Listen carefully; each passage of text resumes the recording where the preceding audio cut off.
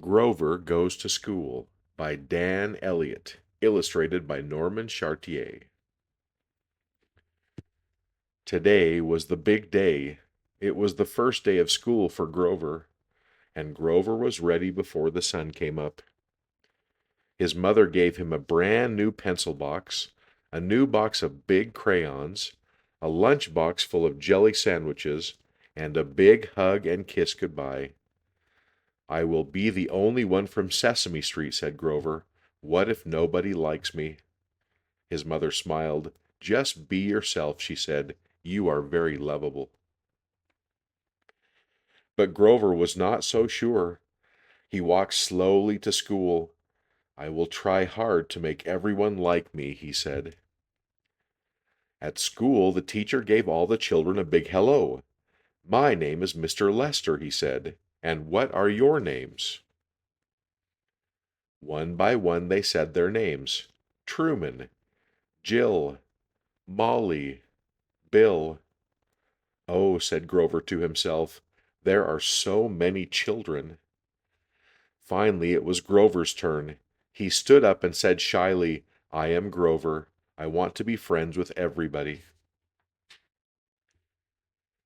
After they all said their names, Mr. Lester let them draw pictures. He passed out paper and boxes of old crayons. "I can use my own new crayons," said Grover. Truman looked at Grover's crayons. "Hey, Grover," said Truman, "if you will give me your crayons, I will give you my truck." Grover looked at the toy truck.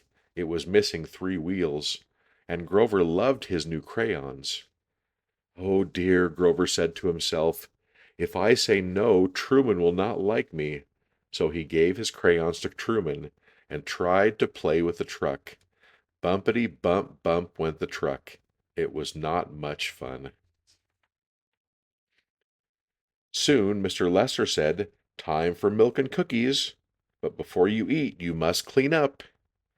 Then Grover had an idea. "You can eat right now," he said to the children near him.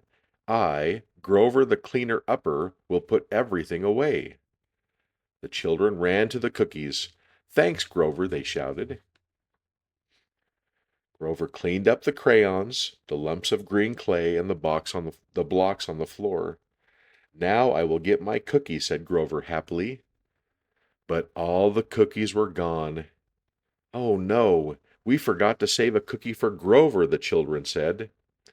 "It is okay. I do not mind," said Grover sadly. Soon it was time to play outside. "I will ask my new friends to play hopscotch with me," said Grover. But they were already jumping rope. "You can turn the rope for us," said Jill. Grover did not want to turn the rope, but he said, "Okay." Finally it was time for lunch. Grover opened his lunch box. Truman watched him. "If you give me your jelly sandwich, I'll give you my bologna," said Truman. Grover did not like bologna, but he said, "Okay." Suddenly tears began rolling down Grover's furry face. "Why are you crying, Grover?" asked Molly. "Because," said Grover, "I do not like the broken truck. I miss my crayons. I did not get a cookie. I do not like jump rope. And I hate bologna." Grover cried and cried. "I will cheer you up," said Molly. "Do you want to play marbles?" Grover stopped crying. "Well, I like jacks better," he said. "I do not know how to play jacks," said Molly. Grover started to cry again. "But maybe you can teach me jacks," said Molly. Now Grover really stopped crying. "Oh, yes, I am so happy to teach you," and he really meant it. Molly got up to threesies. Then it was time to put away the jacks and learn to write. Grover opened his new pencil box. "What a neat pencil box," said Bill. "Want to trade?" Grover looked at Bill's pencil box and then at his own. He thought for a minute. Then Grover shook his head. "No," he said, "I like mine better." "Okay," said Bill, and he was not mad. Grover was so happy. He smiled at Bill. "Do you like jacks?" asked Grover. My favorite game, said Bill. Mine too, said Grover.